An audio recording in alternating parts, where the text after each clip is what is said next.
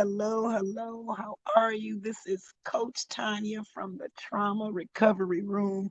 And today is an exciting and important, a vital key factor that will help you to finally get to that place where you can leave your narcissist alone for good this time. We're talking about killing hope. Hope is the key factor that keeps you attached to a narcissist. And this show is going to show you how you can kill the one thing that keeps you stuck with the one person that keeps hurting you. So go ahead and grab your pen and paper. I'll take a 30-second break. I'll be right back, and we're going to get started.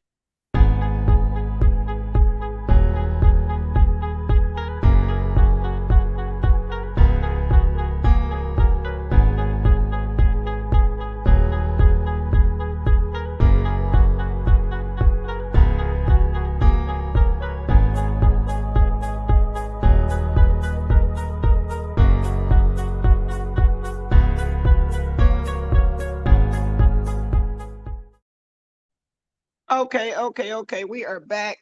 This is your girl, Coach Tanya, again from the Trauma Recovery Room. I want to welcome you to this very important show. I just want to give you a little bit of background about myself for those of you who do not know me. My name is Tanya K. Austin. I am a mindset shift coach. I like to call myself a struggle strategist.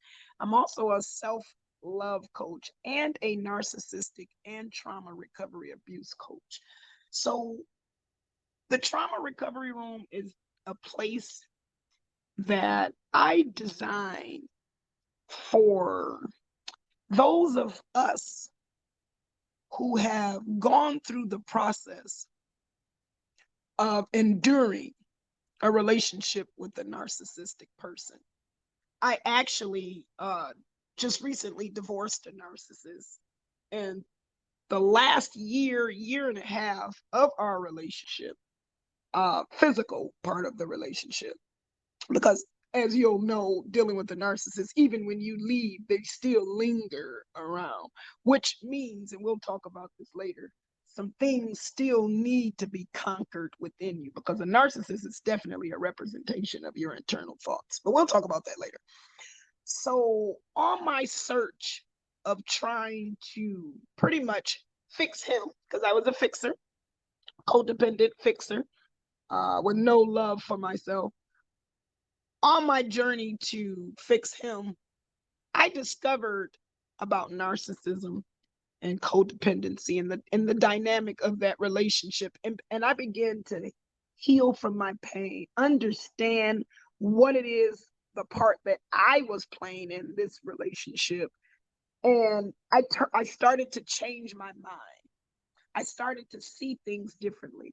And because I started to see things differently, because on my journey of trying to figure things out, it was hard for me to get the information that I needed that was actually helping me. Because most of the stuff online, if you talk about narcissism, unless you dig deeper and go into the world of psychology, you pretty much don't get a full understanding of how to deal with a narcissist outside of just leaving them alone, which is very difficult because you're dealing with so many mental issues or mental connections with this person.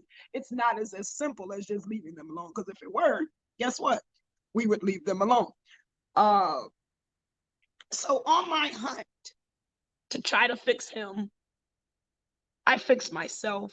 And on that path, I discovered to create a platform for those who were like me to follow, that needed some real fucking information that was going to help you get this fool out your life, period. And that is the purpose of the Trauma Recovery Room. That is why I do what I do. I grew up with a very traumatic childhood, very emotionally traumatic childhood, and I carried that into my adulthood. So the Trauma Recovery Room is for people just like that, who have had childhood traumas, who are unable to heal from those traumas and create new traumas or new issues or new pain in your life because of the results of you not healing from your childhood trauma and getting in relationships with people that are toxic, which are reflective, and which are those who reflect what we think of on the inside of our minds. So the Trauma Recovery Room is a place for you to go and get some real information, real knowledge, real truth, so that you can make more informed decisions about your life, whether you stay with the narcissist or not. Of course, my goal that I teach is to leave them because that's the best option for your soul. If you want some peace of mind and if you don't want to continue to put them before you and love them more, and if you want to continue to not be respected or not be treated right, then, staying with the narcissist, if that's okay with you, then that's okay with you. But I preach, leave that motherfucker alone and live your best life yet. Okay. So today we're going to be talking about killing hope, because hope is the one thing, it is the one thing that keeps us attached to this narcissist. So what is hope? What is hope? Hope is a feeling of expectation and desire for a certain thing to happen. It is a feeling of trust. It is basically you putting energy into the universe to remain with the one person who keeps hurting you. Hope is a feeling of expectation and desire for a certain thing to happen. What is that certain thing? What are you hoping for with your narcissist? That they'll change. You're hoping that this time they're for real. You're hoping that this time they're telling the truth. You're hoping that this time everything will work out. You're hoping that this time, that hope is keeping you connected to this time. And this time is going to constantly keep you connected to that person. Let me tell you something. A narcissist is not going to change because you are with them. I'll tell you that. They are going to possibly, maybe, sort of, kind of, might start thinking about changing when you leave them, because you know what? You have the power in the relationship. You're the miserable one. They're the happy one. Inside their happiness is your hope. Your hope is keeping them happy. Your hope is keeping you sad. It's not even the narcissist. It's your hope, that feeling of expectation. You expect them to change. You desire them to start treating you right. And because you continue to have that expectation in your mind, because you continue to have that desire in your heart, you will constantly hope that they will change. Now, the Bible talks about hope being deferred and how it kills you, pretty much. You need to defer your hope so that you can kill this relationship. Hope is an emotion which stems from a thought. Our emotions stem from thoughts. So you still have in your thoughts that this person has a possibility of treating you better. You gotta kill that hope. They're not going to treat you better. They are not. And if they do, it's fake as hell. It's not real. It is them just pretending so that you can continue to hope. They know what they're doing. And they know that if you kill what keeps you connected to them, they will die. They are hoping. They have a feeling of expectation. They have a feeling of desire for a certain thing to happen. That certain thing with them is that you don't kill the hope with them and leave their ass, because they expect you to sit there and deal with their bullshit. They expect you to sit there and believe their lies. They expect you. Excuse me.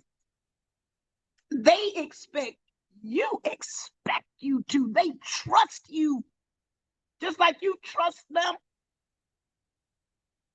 and expect them to change for the better. They trust you not to. They trust you not to put yourself first. They trust you not to love yourself. They trust you not to care about your heart because they don't give a fuck about it. And because you continue to hope that they change, you are feeding their narcissism. You are giving them, that's like giving somebody who's a thief your debit card and your PIN number. Hope is the debit card and the PIN number to the ATM machine of a narcissist. Your hope means that you still desire to be with this person. And that's the problem. Your hope is a reflection of your desire to still be with this person. So if you are trying to leave a narcissist, you got to drop your hope. You have to drop your hope. You cannot hold on to a thought or a feeling of expectation or a desire from somebody who is unable to give it to you. Let me tell you a story. When I left my narcissist, instantly he went on a freaky hunt for women to replace me, of course. That's how he coped, whatever. He did that when we were married. That's just who he is. 2-3 months, now mind you, this is weeks, days probably when we first separated. So it's something that he wanted to do freely. He was already doing it when we were married, but he wanted to do it freely with no shame and freedom. That's fine. Okay, I already knew that. It's fine. Throughout these months of the separation, the first 2-3 months, I still had hope. I was still not praying that we got back together because I was enjoying my freedom from the prison. I call it my mental Alcatraz, and I actually talk about my experience with my narcissist in my book, My Secret Life, which is an anthology of women authors who have experienced abusive or traumatic experiences in a relationship and wrote a book about it. So it's called My Secret Life. If you're interested in getting that book, my version of the book goes back to my childhood, and it breaks down and explains why I ended up with that particular narcissist and the others, because that was key for me in writing that book. I discovered that he wasn't even my first narc. And that's what made me seriously dig down and deep, which is what you need to do. And I had to ask myself, why? Why was I attracting and desiring these kind of people? Why was my expectation for this man to change when he has clearly proven to me over and over and over and over and over again that he will not change? Not that he can't, but that he will not. Why? I had to ask myself why. You have to ask yourself why. Why do you still desire to be with this person? Why? Because your thoughts are distorted about them and your heart plays a part in it. Because you see, when you're in love with somebody, you can't help that. That's understandable. That's understandable. Your heart has feelings, especially if you're an empath and you're able to love people and you're very compassionate. It's easy to love somebody because you want to see the good in them. That's fine. That's fine. But when your heart doesn't match your head in a situation when you're dealing with toxic and dangerous people, because narcissists can be very dangerous. They're not right in the head and they can trigger and instantly explode and blow up. When your heart hasn't caught up with your head is when you have hope. So this is a matter of your heart and a matter of your mind. So you have to do things that show you that this person is not worthy of your heart or your mind. And how do you do that? Like I said, when I was finding ways to fix him, I fixed myself. You have to focus on yourself. Because the heart loves what it loves, but that's because you have a disconnect from your heart and your soul. Your heart and your soul are disconnected. And because your heart and your soul are disconnected, this causes conflict in the form of hope. Because hope is conflictual feelings that keep you connected to this person. And that means that your behaviors, you will continue to exemplify, and that will continue to feed your desire. And that means that you will continue to love your narcissist. So the key is that once hope is gone, so is that continued desire to be with the narcissist. Once that hope is gone, so is the continued desire to be with the narcissist. Because again, hope is a feeling of expectation and desire for a certain thing to happen. So you have to change those distorted thoughts that this person will change, because they have distorted thoughts that you're going to sit there and be okay with their bullshit. You have distorted thoughts and sit there and believe that they're going to stop running bullshit on you. So you have to change your distorted thoughts, because they're not going to change theirs. You have to change your distorted thoughts, and you have to understand and know in your mind so that it can be reminded to you and eventually get to your heart that this motherfucker is not going to treat you right, period. Period. I'm going to tell you 5 things that hope is, or what it does. Hope is the connecting energy source with the narcissist. That means that your thoughts, because our thoughts create our reality, correct? What we think is what we produce in our lives. So if you have that thought, that desire of this narcissist changing, you will continue to put that energy into the universe. And that means the universe will continue to keep you connected so that it can prove to you that they cannot change. So that it can show you for yourself. You just tend to ignore it, which is why you continue to repeat the cycle with the narc. The universe continues to show you. God continues to show you who this person is. They continue to show you who they are. But you continue to have this distorted thought, this toxic feeling, this unrealistic desire for something to happen from them. And it keeps you attached to them. It keeps that attachment physical, mental, spiritual, emotional, sexual, many times, financial, whatever it is, it keeps you attached to them. And the energy that you're putting out into the universe, the message that you're sending the universe is, okay, universe, I believe and I trust that this person will change and treat me right. So I'm going to continue to have hope. And I'm going to continue to put this hope into the universe, because this is the way, this is what I want. My end result is I want them to treat me better. And I'm going to continue to fight for them to treat me better because I deserve it. That don't even sound right. Instead of saying, I deserve to be treated right, deuces, motherfucker. Then you tell the universe, okay, universe, I deserve better. Bring it to me.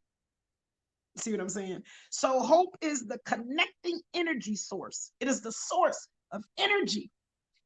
The universe operates off of energy. God operates off of energy.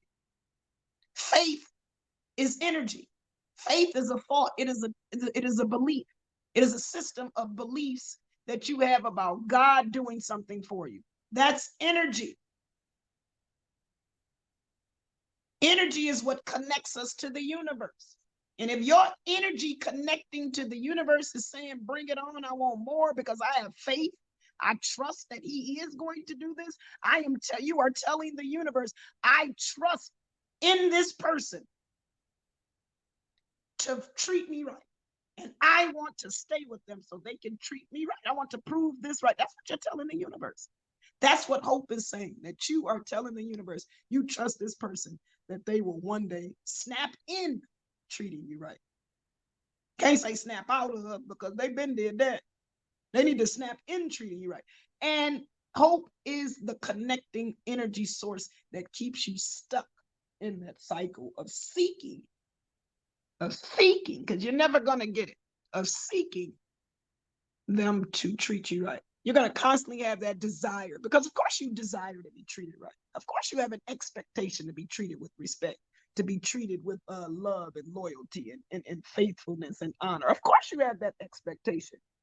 You just have it with the wrong person, and you're still trying to change that narcissist, which is keeping you stuck with that narcissist. Instead of trying to change him, change you. Hope, number 2, hope gives you the thought, what if? Or maybe he, she will. It keeps you stuck in that cycle. Hope keeps telling you, well, what if he's telling the truth this time? What if?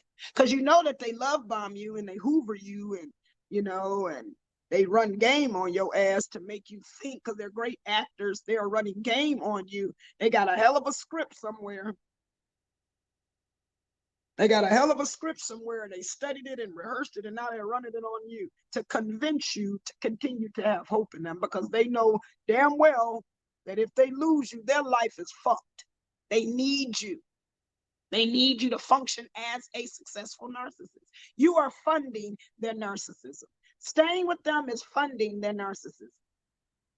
So that what if he changes? What if she's real? What if she's serious this time? Well, maybe she is telling the truth, or maybe he is for real. No. It's feeding that false expectation from this person. It's feeding that false desire to continue to be with this person. It's feeding the toxicity within your life.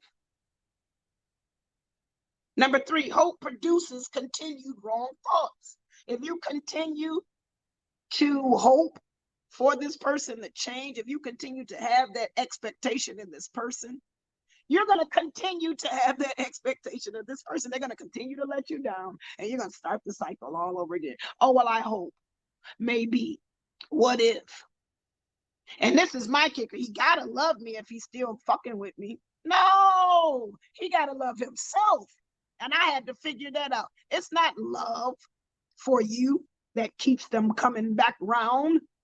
It's love for themselves, because they know that nobody else is going to quote unquote love them, because what you do, accept they bullshit, believe they lies, hope is accepting they bullshit, because they know they not changing. They don't desire to change. Their desire is to continue to do and have the relationship with you, so that they continue to do what it is that they do. They don't care about you. It's not about you with a narcissist. You have to understand that it is not about you. They don't give no fuck about you.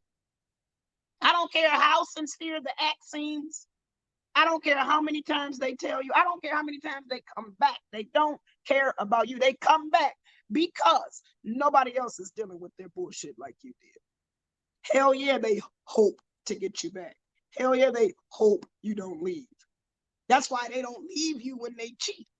And if they leave you, it's because they found somebody that was better empathic than you. That's it. It's nothing better about that person. They're not better than you.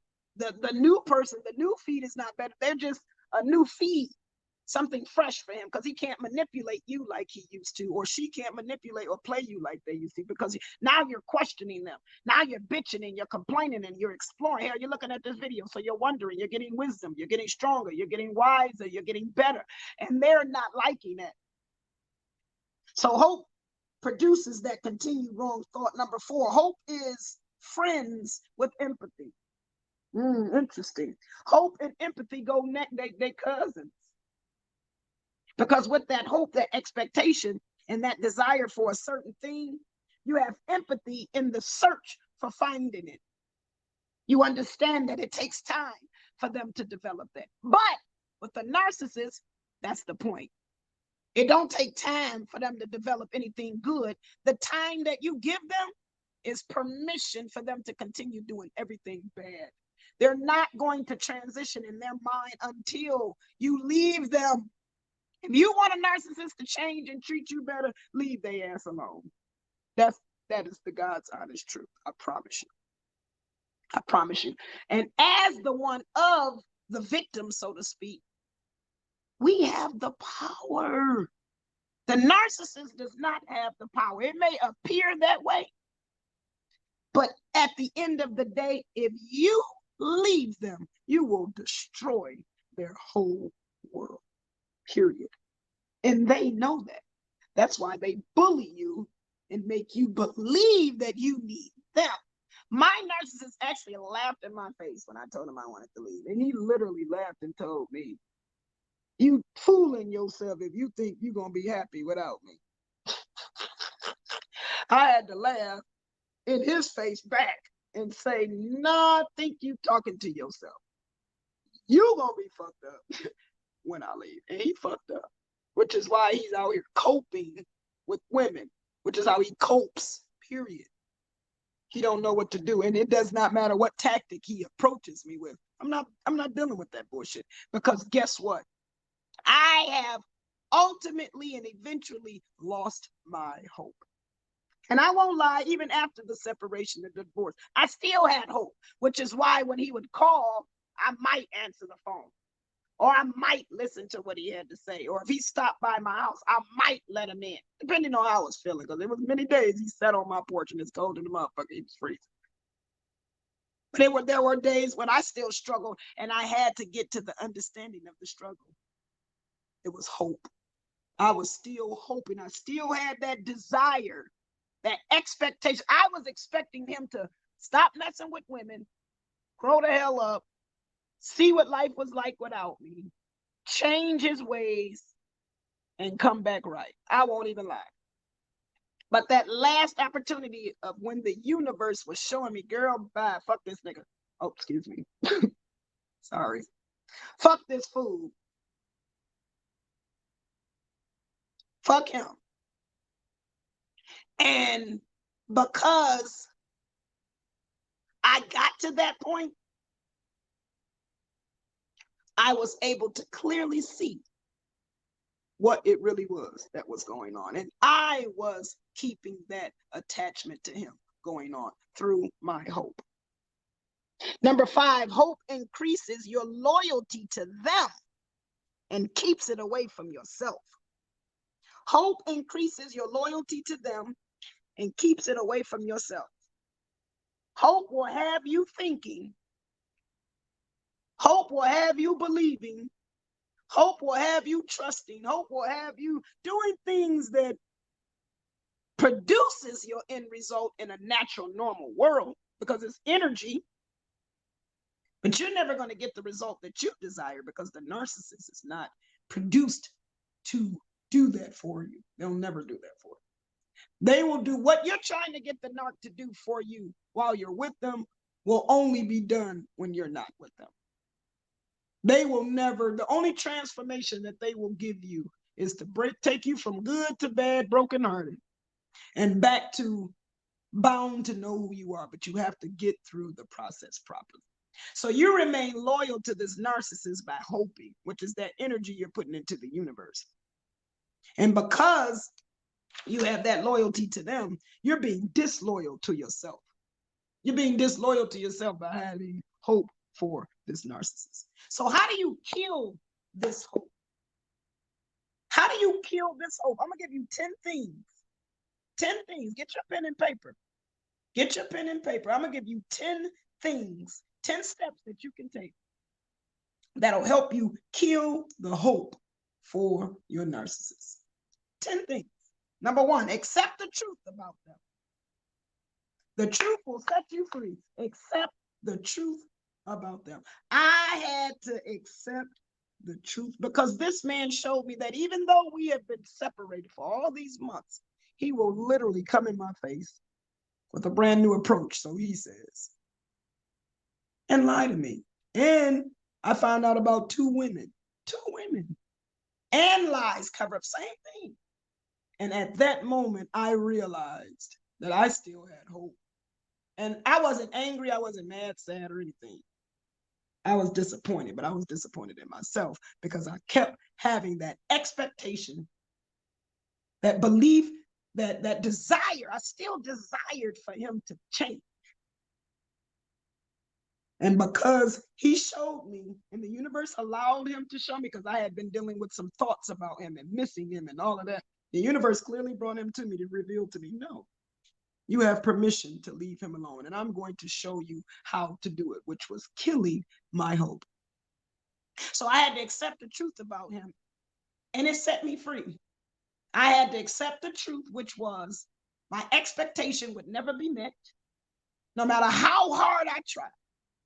The expectation of this man being honest with me and faithful will never be met, because that was my expectation: honesty and faithfulness.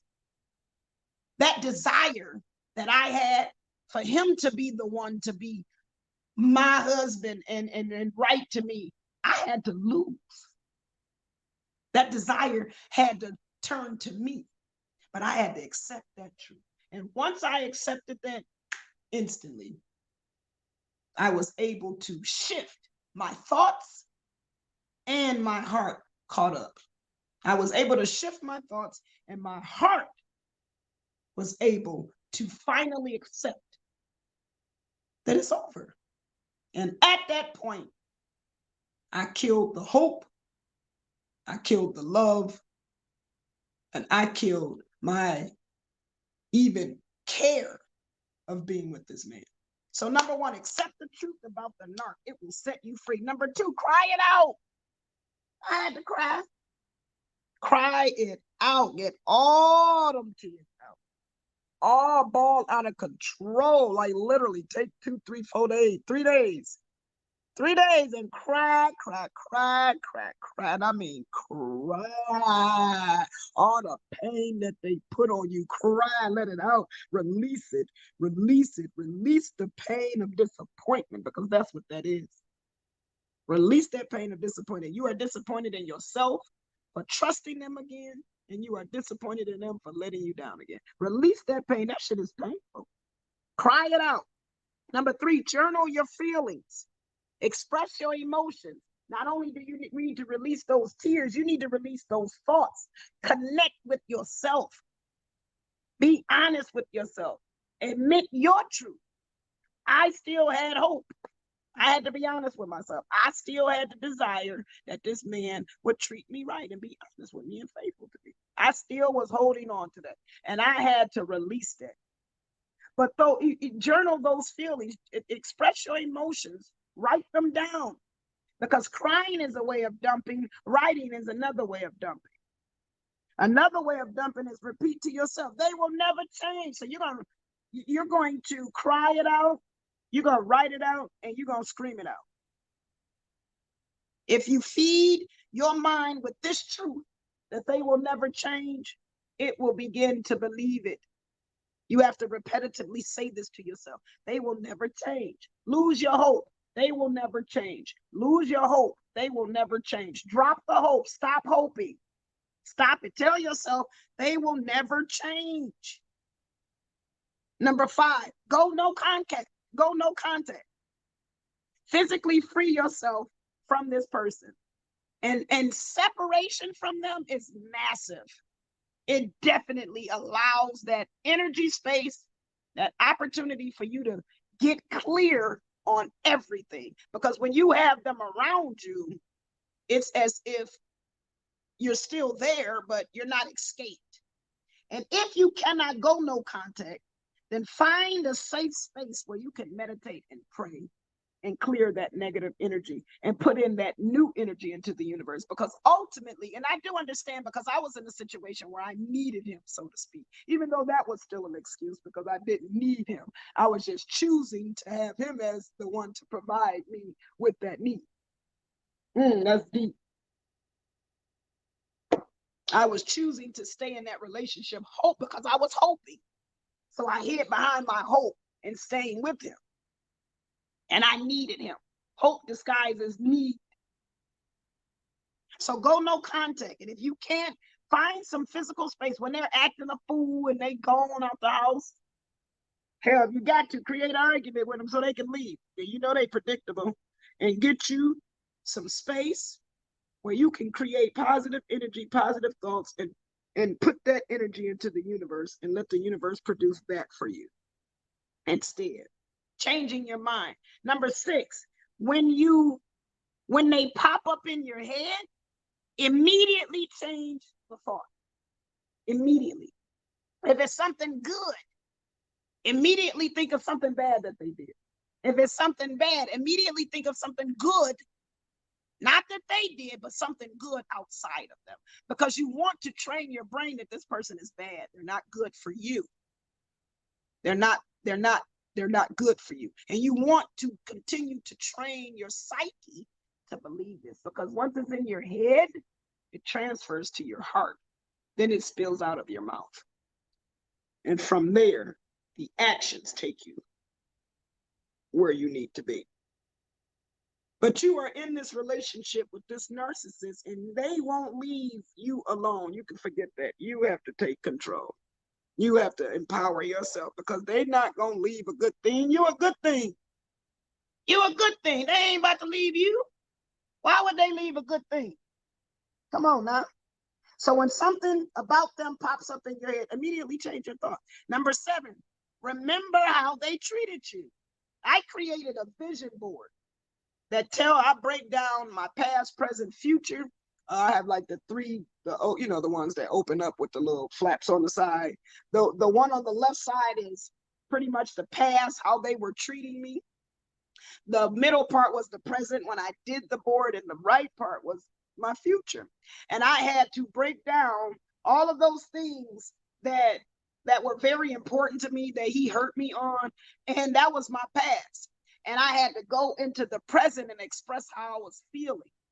And because I did that, I was writing things out. I was journaling and putting the journal stickers on the vision board. I had a cute little design or whatever. And in the future, it was thoughts of how I wanted it. It was like life without him, me being a successful coach and remarrying a good man, and those things. And because I did that, when I was having those weak moments, I was able to go to that vision board and read how he treated me. I kept some voicemail messages of him cussing me out. I was able to go listen to those messages, and it helped me to remember. It helped me to remember how he was. And when I began to remember how he was, the thought of me restoring anything with him always faded away. Always faded away. Now, there were some times where I was weak. I won't lie, where I broke no contact. I regretted it later. But at the same time, I also learned more, because each time I did break no contact, he showed himself the same. And I broke no contact maybe about 4 or 5 times. And each time he showed me he was still an asshole. And the last time was just it for me. That last time confirmed, because I'm ready to move on in my life, like, period. I'm ready to just totally, like, erase him even being in my life. Meaning not the experiences, but the actual feelings of the experience. I'm ready to move past that. It's a new year. I don't want to be connected to that anymore. So that hope was keeping me connected. And now that I no longer have that hope, I'm not connected to him. And just the same, the universe will create and manifest my existence reflective of me not having that desire for him. He will disappear, in other words. He will disappear. And this time he will disappear for good, because I no longer have that desire. I'm no longer putting that energy into the universe for him to come to me. So there's no need for him to come to me. Whatever connection we've had is broken, spiritually, universally, energetically, mentally, spirit, whatever, any kind of way. I'm done, period. And I had to kill my hope before I did that. So remember how they treat you. I created that vision board. Find ways to remember their fucking pain that they caused you. So when you do get to that place of, oh, I miss them, oh, I remember, no. I remember when your ass choked me, or you called me a bitch, or I remember that. And that's what I remember. And then when those thoughts pop in my head out of the blue and I get angry, I just think of something good. I just imagine my husband, who is ordained for me, and how he would treat me. Or I'll think of something funny or a comedy show or something. I'm changing my mind. Killing the hope requires you to change your mind. Number 8, think of what feeling of desire you would rather have instead. So instead of me wanting to desire him, like I just said, I'll think of my new husband who I desire. So if I have negative thoughts about him, or if I'm feeling emotional, or something's going on, I'm having a thought and I don't want to think about him, I'll transfer that thought into my husband, who's going to love me wherever he is. He's going to recognize who I am, and he's going to see me as his wife and treat me accordingly. So I'll replace that thought with that. So that's the desire I would prefer to have. I would prefer to have a man that actually lives up to those expectations and lives up to those desires, because that's what love is. I expect you to treat me like I treat you. I expect you to love me like I love you. And I treat you right, so I expect the same thing. I'm not out here doing bad things, especially as a married woman. I mean, there's some people out here like that, but I'm not one of them, so why should I be treated like that? And I'm sure you're the same way. You want to be treated right. You expect to be treated right by your mate. That's natural. You deserve that. And if your mate doesn't give it to you, they don't deserve you, period. And when you understand that, and when you understand that that deserving is maintained through hope, you'll kill that hope quick as hell. Because again, you have the power. So think of a feeling or desire that you would rather have instead. Number 9, place your focus on why you still have that desire towards them. Now it's time for you to shift and do the work. What is it that is keeping you still desiring, still having an expectation about this person? For me, it was because I really truly loved him, and I really had faith and hope in him to change. I really did. I really thought that he really truly loved. So I believe this bullshit, in other words. I really thought that he loved me as much as he said he did, to literally use that love and change. Because I'm a lover of love. I love love. I think love conquers all. I really do. It just takes longer with certain people than others. But I really thought that we connected on that spiritual level, and that everything he was saying was true, and that he was strong enough and wise enough to make a better choice and change and transform. But I was wrong, of course, disappointingly wrong. But when I realized that I was keeping him around through my hope, I had to let it go. I owned my power. I stepped into my power. And that's what you do when you kill that hope. You own your power. You step into your power. And number 10, let go of all false beliefs about yourself.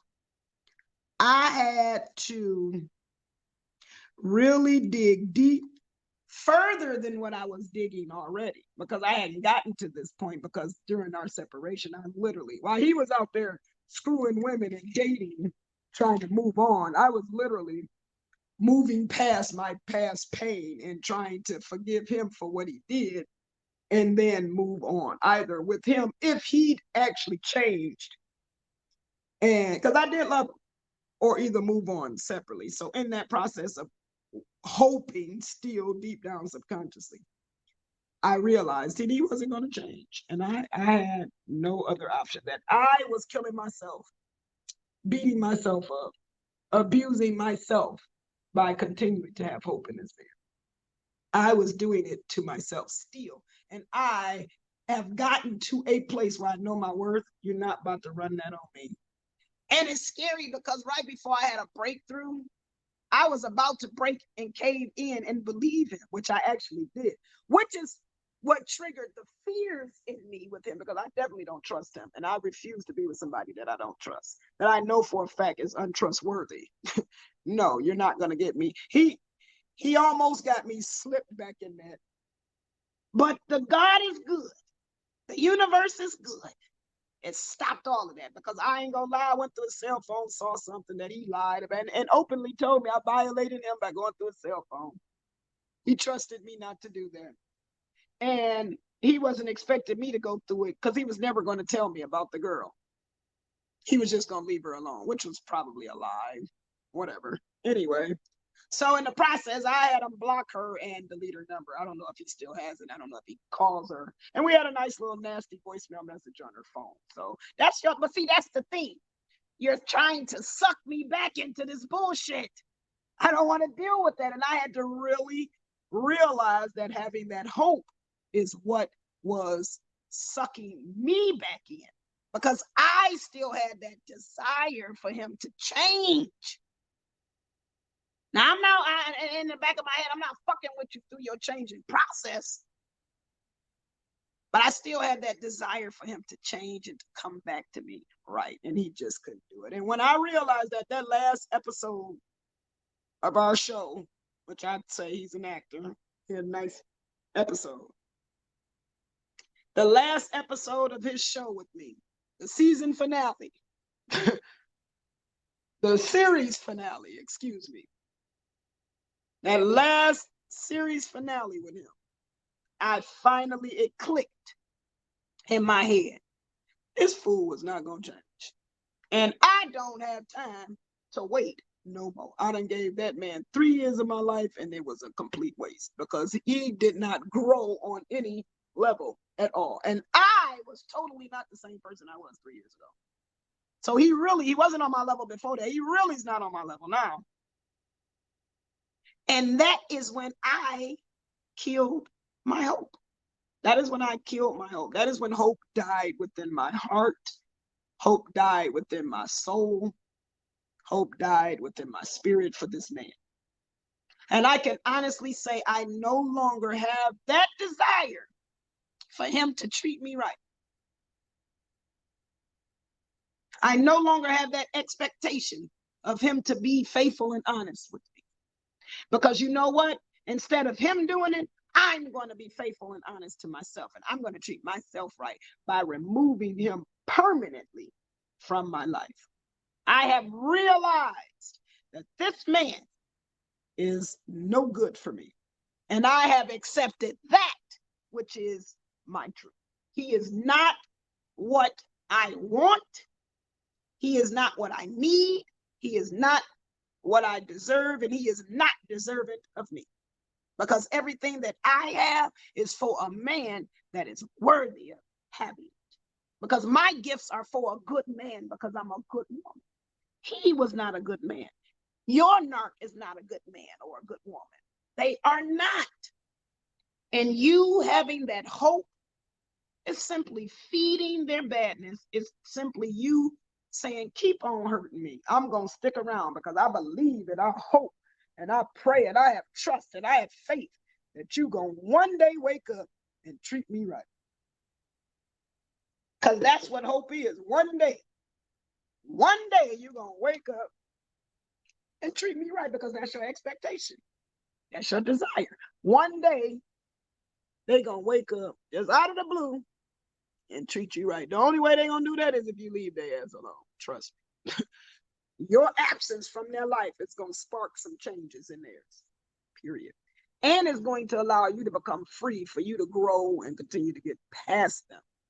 Because that's why that no contact is so important. That no contact is where you get your power from. That's where you refuel yourself. Because I can absolutely say that the few times that I encountered or broke the no contact with this man, it only took less than a day for him to zap out all of the energy. So that's another sign. You literally can come in my space, in my circle, and zap out all my positive energy just from saying one thing or two things or doing something. No, that's too much. No, too much control and power over my emotions. And because I have not gotten to the absolute total disciplinary part where I ain't ready to snap on that motherfucker, I can't be around you. I know that though. I know that. I don't want to be around somebody that emotionally rapes me, that emotionally abuses me, that emotionally tortures me. I can't do it. Because how in the hell are you coming back to me after 6 months of not being with me? And you got one woman in your text messages where you connecting and been talking to her over a month, 2 months, and another woman leaving you a voicemail message, and you telling me you changed. Come on now. That is a reflection of a narcissist. That's how they are. To him, he has changed because he wasn't having sex with them. So it's totally different. What?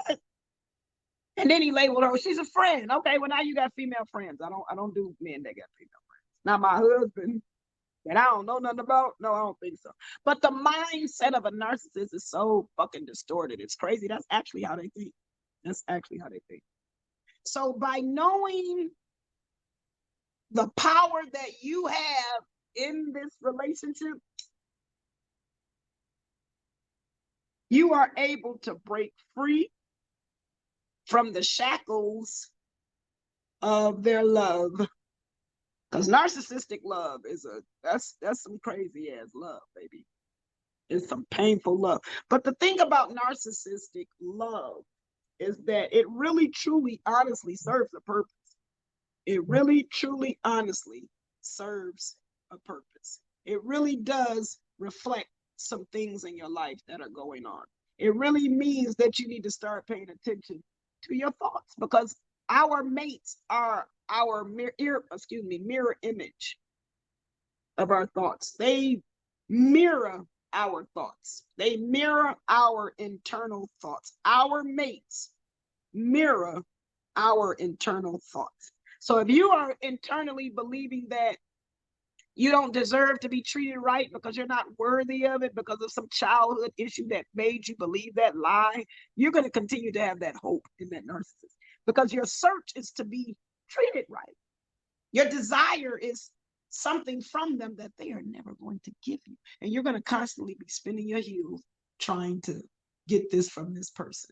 This is not the person to give it to you. You have to give it to yourself. And when you give it to yourself, it will automatically come back to you as a reward, as a duplication, as a replication of what you do.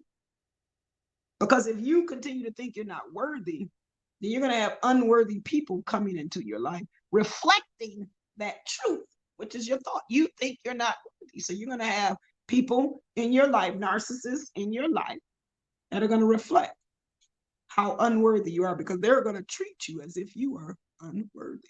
So if you still have that desire for that narcissist, if you still have that hope, if you still have that expectation, you still have some issues that you need to deal with.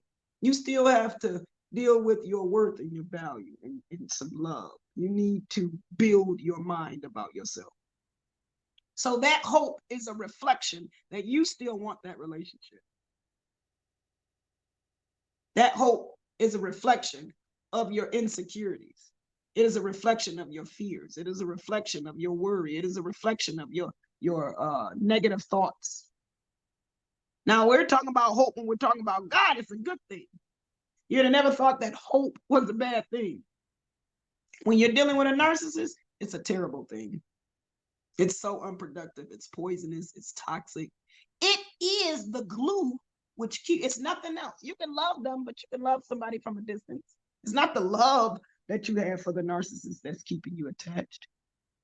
It's that expectation that they're going to love you back because you deserve, you know you deserve it, which is why you're unhappy, because you know deep down you are worthy. It's just your mind is so distorted from those false beliefs that you developed or were taught as a kid about yourself, the attachment styles that you had with your parent. All of those things from childhood play a part in this now. And you have to understand that, and it is in your hands. It is your power that is going to control them. And once you realize that in a narcissistic love relationship, the narcissist is the weakest entity in that relationship. Once you learn that you are the strongest one in that relationship, you can shift the energy in that relationship and ultimately walk out of that relationship. But you have to do the work yourself. Again, on my hunt to fix him, I started off trying to fix him, trying to see what was wrong with him, get him together. But on that journey, no, God said, no, I got something better for you. I'm glad you wanted to fix some stuff.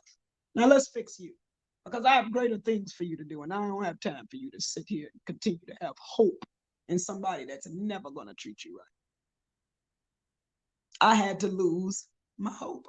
You have to lose your hope. You have to kill, you have to literally, actively kill that hope. And those 10 things that I gave you, those are steps that you can take. And consistently take those steps until you get to that place where you have murdered the one thing that keeps you stuck to an emotional murderer. You have choices. The choice is, what will you do? Will you continue to have that expectation that this person will treat you better? Will you continue to have that desire in your heart, in your spirit, that they will give you what you need? Or will you believe and trust that they never will, and that the only way you're going to get those things is if you leave them alone? Are you willing to accept that? Are you willing to live with that? Are you willing to go through the hard work it takes to lose that hope, to kill that hope with that narcissist? The rest is up to you, because remember, the narcissist will never leave you alone. Even when they discourage you, they still gonna have you in the back of the head as a feed, especially if they discarded you when you still quote unquote love them. They are going to play you scandalous as fuck until you realize that they playing you scandalous as fuck and kill your hope for that damn narcissist. The ball is in your court. The court is in your kingdom. What will you do? What will you do? What will you do? Kill that hope. Kill that hope. Kill that hope. Kill that hope.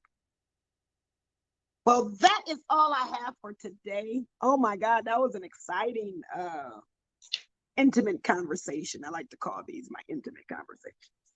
But definitely know that this hope, once it's gone, so is that continued desire to be with the narcissist. So you have the power in your hands. You can get this person out of your life by changing your thoughts. You have to start with your thoughts. You have to dig deep and discover what it is that's keeping you with them. If you need help doing that, I can definitely help you with that. You can schedule a